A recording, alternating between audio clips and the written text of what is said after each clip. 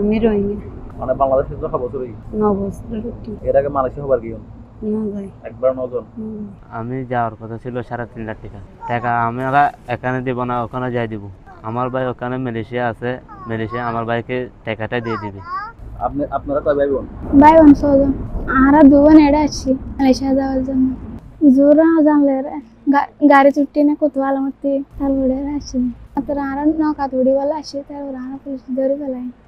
সকালে পাহাড়ে পরিচালিত মানব পাচার বিরোধী যে অভিযান ছিল, সেই অভিযানের সূত্র ধরে আমরা আজকে মধ্যরাতের পরে আমাদের পেছনে যেই নৌকাটি দেখা যাচ্ছে, এই নৌকায় করে প্রায় 29 জন ভিকটিমকে এই গভীর সাগর দিয়ে পাচারের প্রাককালে আমরা অভিযান পরিচালনা করে 3 জন আসামি, একটি দেশীয় অস্ত্র সহ আটক করেছি এবং 29 জন ভুক্তভোগীকে উদ্ধার করতে সমর্থ হয়েছে।